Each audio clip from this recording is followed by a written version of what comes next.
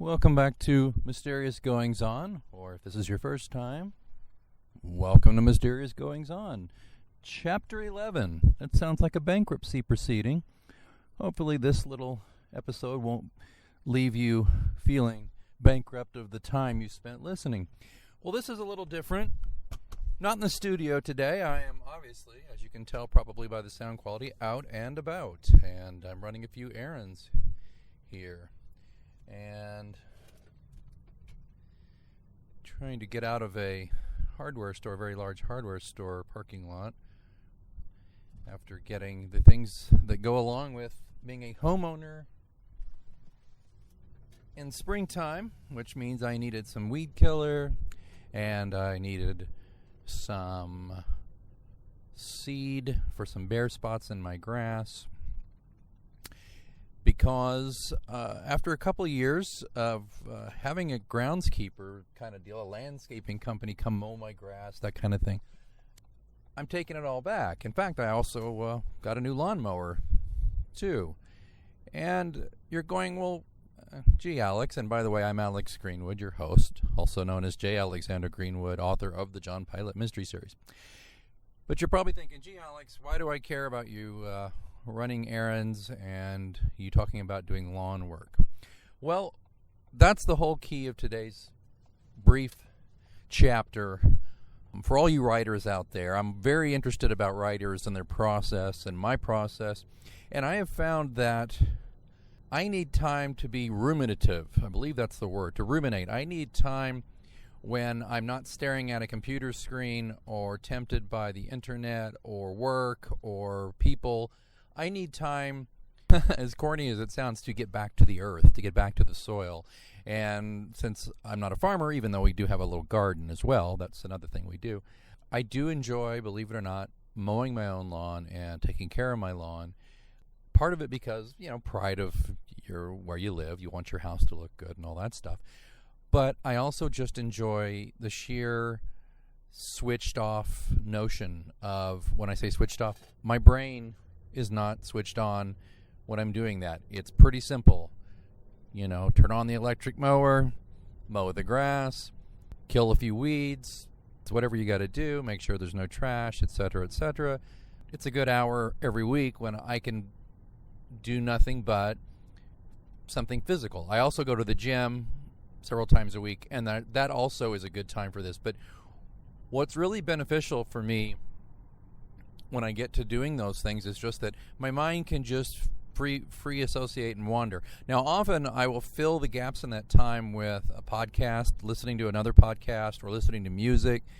Listening to podcasts is a great way to pass the time, but it kind of destroys the ruminative process because either the podcast completely crowds out my time to kind of free associate and think and get ideas for my writing, or I totally waste time listening to the podcast because I don't really hear what the podcaster's saying because I'm so in my own head thinking about my own stuff. What I try to do is probably just put music on more than anything else while I'm doing these tasks and when I'm at the gym too. I find that that's when a lot of the stuff that's been bubbling in my subconscious kind of pops out. Now, often it'll pop out in dreams, of course, but I've found that doing manual labor around the house, even house cleaning for that matter during the winter, when I can't get out, just vacuuming the carpets and doing the dishes and the laundry, that kind of thing. All those tasks that are what I would call low mentality, they don't take up a lot of brain power. They free up the mind and the subconscious, at least in my case. I've had some ideas that have come out of nowhere when I've been zapping weeds or finishing up mowing the lawn or similar kinds of things. Also, it's kind of funny too, occasionally a lot of these things I do, like when I used to run a lot, that became a characteristic of John Pilot, the lead character in my series. He became a runner about the same time I did.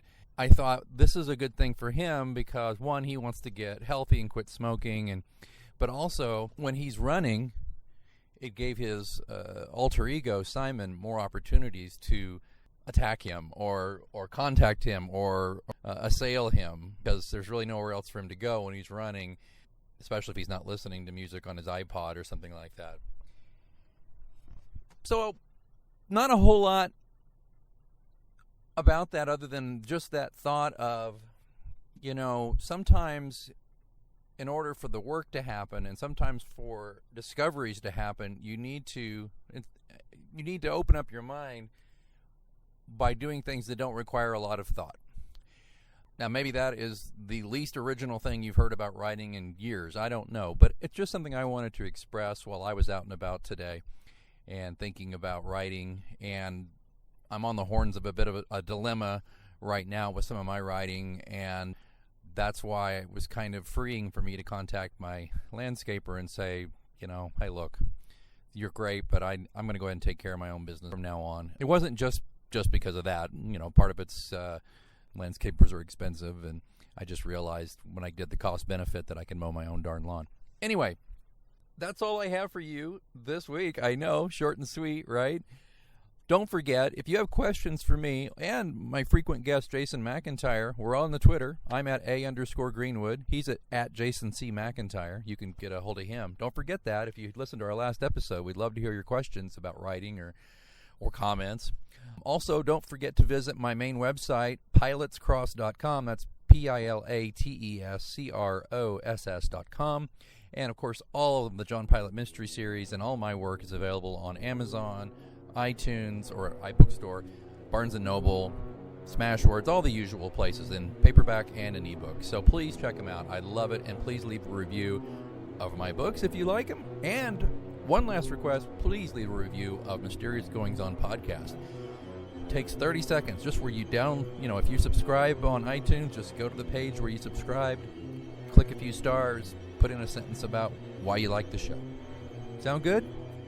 Well, all right. Again, I'm Alex Greenwood. Until next time, keep reading.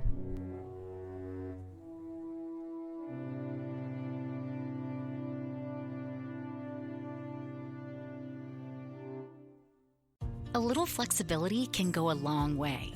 By refinancing your new or used auto loan with PenFed, you can lower your monthly payments for more flexibility in your budget. You can even schedule your first payment for up to 60 days from the date of your refinance. Calculate how much you could save at penfed.org/auto-refi or call 1-800-247-5626 to apply.